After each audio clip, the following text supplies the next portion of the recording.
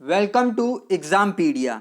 आज है 17 मई 2020 और 17 मई 2020 से करंट अफेयर्स के जितने भी इंपॉर्टेंट क्वेश्चन हैं उन्हें हम इस वीडियो में डिस्कस करेंगे। तो चलिए शुरू करते हैं। पहला क्वेश्चन, हाल ही में किस राज्य सरकार ने भारत की पहली हॉट एयर सीलिंग मशीन को लॉन्च किया है? तो इसका सही आंसर है बी, गुजरात ने। तो अभी गुजरात सरकार ने भारत की पहली हॉट एयर सीलिंग मशीन को लॉन्च किया है, जिसे हिंदी में सिलाई मशीन भी कहते हैं। इससे डॉक्टर्स और पैरामेडिकल स्टाफ द्वारा इस्तेमाल किए जाने वाले पीपीई किट यानी पर्सनल प्रोटेक्शन इक्विपमेंट किट को ज़्यादा सुरक्षित तरीके से बनाया जा सकता है, जिसमें एक विशेष तरह के टेप का इस्तेमाल किया जाएगा और इस मशीन को गुजरात की ही मैक पावर कंपनी ने बनाया है। अब यहाँ गुजरात की बात हुई है तो ये रहा गुजरात का मैप। इसकी कैपिटल है गांधीनगर, मुख्यमंत्री हैं विजय रूपानी और गवर्नर हैं आचार्य देवव्रत। इसके अलावा अभी गुजरात के अहमदाबाद शहर में होम डिलीवरी को अनिवार्य रूप से कैशलेस कर दिया है और अभी आत्मनिर्भर गुजरात योजना को भी यहीं शुरू किया गया है और देश में सोलर रूफ लगाने में भी टॉपर गुजरात ही है और दुनिया की पहली उड़ने वाली कार को भी गुजरात में ही बनाया जाएगा और सरदार पटेल जी की दुनिया की सबसे ऊंची मूर्ति, जिसे स्टैच्यू ऑफ यूनिटी भी कहते हैं, वो भी गुजरात में ही है, जो कि नर्मदा नदी के ऊपर है, जिसकी हाइट है 182 मीटर। और अभी स्टैच्यू ऑफ यूनिटी को और उड़ीसा के कोणार्क सन टेम्पल को आइकॉनिक साइट में शामिल भी किया जाएगा। तो आप इसे भी याद रखिएगा। अब आगे बढ़ते हैं। हाल ही में national rifle association of India ने किसे 2020 के लिए राजीव गांधी खेल रत्न के लिए नामित किया है? तो इनका नाम है ए, अंजुम मुदगिल। तो अभी राइफल निशानेबाज अंजुम मुदगिल को देश के सर्वोच्च खेल सम्मान राजीव गांधी खेल रत्न पुरस्कार के लिए नॉमिनेट किया गया है। अब दूसरे ऑप्शंस भी देख लेते हैं। तो बी, जसपाल राणा, जिनके नाम को लगातार दूसरे बार द्रोणाचार्य पुरस्कार के लिए सिफारिश की गई है। और अभी पिस्टन शूटर सौरभ चौधरी, अभिषेक वर्मा और मनु भास्कर और राइफल शूटर एल्विना विलियनन के नामों को अर्जुन अवार्ड के लिए सिफारिश की गई है।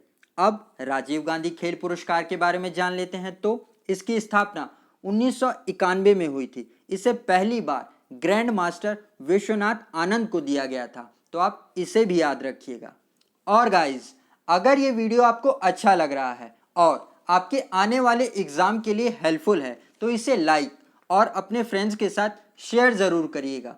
और अगर आप इस वीडियो को पहली बार देख रहे हैं तो इस चैनल को सब्सक्राइब ज़रूर कर लीजिएगा वीडियो की नोटिफिकेशंस के लिए। तो अब आगे बढ़ते हैं।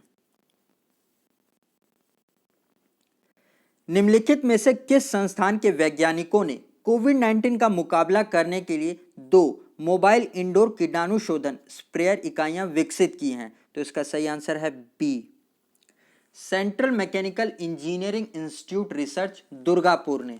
तो अभी central mechanical engineering institute Durgapur के वैज्ञानिकों ने कोविड-19 का मुकाबला करने के लिए 2 इंडोर कीटाणु शोधन स्प्रेयर इकाइयां विकसित की हैं। ये स्प्रेयर छिपे हुए क्षेत्र तक पहुंचने और बड़े पैमाने पर साफ करने के लिए मोपिंग सुविधाओं के साथ इक्विप्ड है।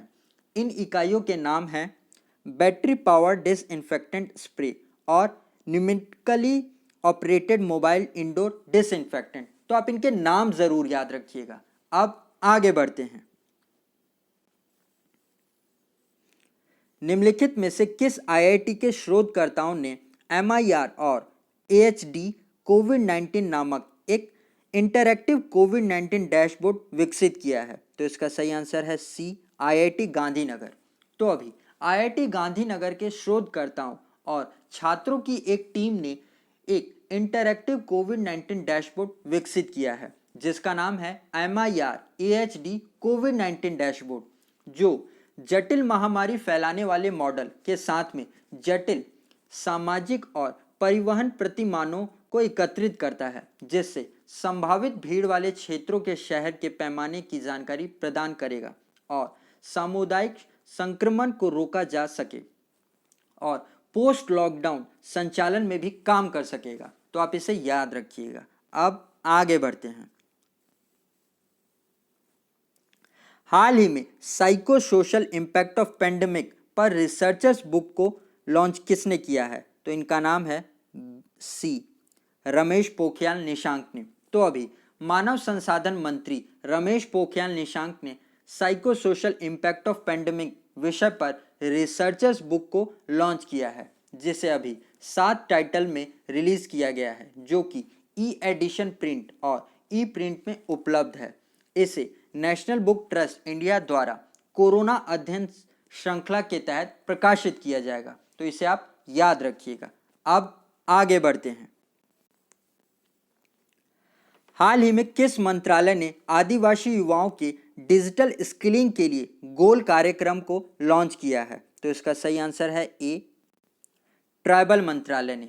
तो अभी जनजातीय मंत्रालय के मंत्री अर्जुन मुंडे ने फेसबुक के साथ साझेदारी में गोल कार्यक्रम को लॉन्च किया है, जिसकी फुल फॉर्म है गोइंग ऑनलाइन एज लीडर्स। इस कार्यक्रम का उद्देश्य डिजिटल मोड के माध्यम से आदिवासी युवाओं को सलाह प्रदान करना और जनजातीय युवाओं की छिपी प्रतिभाओं को पता लगाने के लिए एक प्लेटफॉर्म तैयार करना है, जिससे आदिवासी युवाओं का व्यक्तिगत रूप से विकास करने में मदद की जा सके।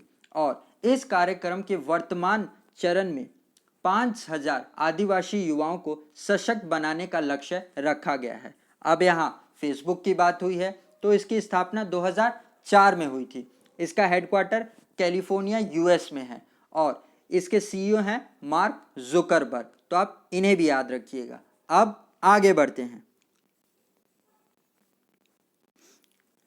हाल ही में विश्व व्यापार संगठन के प्रमुख के रूप में से किसने इस्तीफा दे दिया? तो इनका नाम है ए रॉबर्टो एज़वेटो।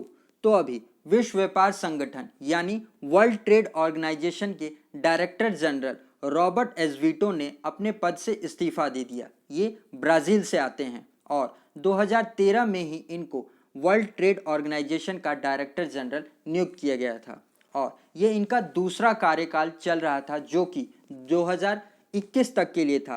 पर उससे पहले ही अमेरिकी राष्ट्रपति डोनाल्ड ट्रंप के दबाव में इन्होंने अपना इस्तीफा दे दिया। अब दूसरे भी ऑप्शंस देख लेते हैं। तो बी तमस अज़ाम, इन्होंने इंटरनेशनल वेट लिफ्टिंग फेडरेशन के अध्यक्ष पद से इस्तीफा दे दिया। सी आबिद अली निमचवाला, इन्होंने विप्रो के सीईओ पद से इस्तीफा दे दिया। तो आप इन्हें भी याद रखिएगा। अब आगे बढ़ते हैं। निम्नलिखित में से किसके साथ भारत और पश्चिम बंगाल सरकार ने दामोदर घाटी कमांड क्षेत्र में सिंचाई सेवा में सुधार के लिए एक ऋण समझौते पर हस्ताक्षर किए हैं? तो इसका सही आंसर है ए AIIB के साथ। तो अभी भारत सरकार, पश्चिम बंगाल सरकार और एशियन इंफ्रास्ट्रक्चर इन्वेस्टमेंट बैंक ने $145 मिलियन की परियोजना के लिए ऋण समझौते पर हस्ताक्षर किए हैं, जिसमें पश्चिम बंगाल के दामोदर घाटी कमांड क्षेत्र में सिंचाई सेवाओं और बाढ़ प्रबंधन के लिए सुधार किए जाएंगे। अब यहाँ एशियन इंफ्रास्ट्रक्चर इन्वेस्टमेंट बैंक की बात हुई है, तो इसकी स्थापना 2015 में हुई थी। इसका हेडक्वार्टर बीजिंग चाइना में है और इसके अध्यक्ष हैं जिन लिक्यून। तो अब आगे बढ़ते हैं। हाल ही में अंतर्राष्ट्रीय प्रकाश दिवस कब मनाया गया? तो इसे मनाया गया है 16 मई को। तो हम हर साल 16 मई को अंतर्राष्ट्रीय प्रकाश दिवस मनाते हैं। यह दिन दुनिया के अनेक क्षेत्रों में साइंस, टेक्नोलॉजी, आर्ट, कल्चर के मदद से अपनी भूमिका को निभाने के सम्मान के रूप में मनाया जाता है और 16 मई को ही सिक्किम का स्थापना दिवस भी मनाया जाता है और 16 मई को ही आर्मर्ड फोर्स डे इस साल मनाया जा रहा है, जो कि हर साल मई के तीसरे शनिवार को मनाया जाता है। तो अब ये इम्पॉर्टेंट डेज वाला क्वेश्चन है। तो मई के महीने में जितने भी इम्पॉर्टेंट डेज के क्वेश्चन आए हैं उन्हें हम एक बार रिवाइज करेंगे और अगर ये आपको याद हैं तो आप मेरे साथ ही बोलते हुए चलिएगा। 1 मई को हमने क्या मनाया? इंटरनेशनल लेबर डे, और 1 मई को ही हम महाराष्ट्र और गुजरात का स्थापना दिवस भी मनाते हैं। 2 मई को हमने मनाया वर्ल्ड टूना डे, टूना एक मछली का नाम होता है। 3 मई को हमने मनाया वर्ल्ड प्रेस फ्रीडम डे, जिसकी इस साल की थीम थी जर्नलिज्म विदाउट फियर और फेवर। 5 मई को हम 3 इंपॉर्टेंट डेज मनाते हैं, जिसमें पहला है वर्ल्ड अस्थमा डे, जिसकी इस साल की थीम थी इनफ अस्थमा डेथ्स। 5 मई को दूसरा इंपॉर्टेंट डे मनाया वर्ल्ड हैंड हाइजीन डे, जिसकी थीम थी save lives clean your hands. और तीसरा important day international midwife day, midwife हम दाई माँ को कहते हैं, जिसकी इस साल की थीम थी celebrate demonstrate mobilise unite our time is now. और 7 मई को हमने मनाया वर्ल्ड एथलेटिक्स डे। और 8 मई को हमने मनाया रेड क्रॉस दिवस डे। और 8 मई को ही दूसरा डे मनाते हैं हम वर्ल्ड थैलेसीमिया डे। थैलेसीमिया एक रक्त रोग को कहते हैं। 9 मई को हमने मनाया विश्व प्रवासी पक्षी दिवस, जिसे साल भर में 2 बार मनाया जाता है, मई और अक्टूबर में, जिसकी इस साल की थीम थी बर्ड्स कनेक्ट आवर वर्ल्ड। 11 मई को हमने मनाया नेशनल टेक्नोलॉजी डे, जिसकी इस साल की थीम बहुत इंपॉर्टेंट है, जो कि है use of technology to reboot the national economy. और 12 मई को हमने मनाया इंटरनेशनल नर्सेस डे, जिसकी इस साल की थीम थी nursing the world to health. और 15 मई को हमने मनाया नेशनल फैमिली डे, जिसकी इस साल की थीम थी फैमिली इन डेवलपमेंट। और 16 मई को हमने मनाया है national light day, international light day. तो आप इसे ज़रूर याद रखिएगा, और हम आगे भी ऐसे ही हर बार जब भी कोई इंपॉर्टेंट डेज आएगा तो हम पुराने इंपॉर्टेंट डेज को रिवाइज करेंगे, जिससे आपको हमेशा के लिए याद रहेंगे। तो अब हम आगे बढ़ते हैं। हाल ही में किस देश ने घोषणा की है कि वह भारत को वेंटिलेटर दान करेगा? तो इसका सही आंसर है ए, यूनाइटेड स्टेट्स ने। तो अभी यूनाइटेड स्टेट्स के राष्ट्रपति डोनाल्ड ट्रंप ने घोषणा की है कि वो भारत को वेंटिलेटर दान करेंगे, क्योंकि भारत ने यूनाइटेड स्टेट्स को अप्रैल के महीने में 50 मिलियन हाइड्रोक्लोरोक्विन टैबलेट्स दिए थे कोरोना महामारी से लड़ने के लिए। इसी के लिए वो हमें भी दान कर रहे हैं, तो आप इसे भी याद रखिएगा। अब आगे बढ़ते हैं। तो गाइज, अगर अभी तक आपने इस चैनल को सब्सक्राइब नहीं किया है तो वीडियो की नोटिफिकेशन के लिए ज़रूर सब्सक्राइब कर लें। और अगर आप हमारे इंस्टाग्राम, फेसबुक और टेलीग्राम चैनल से जुड़ना चाहते हैं तो एग्जामपीडिया सर्च करके जुड़ सकते हैं।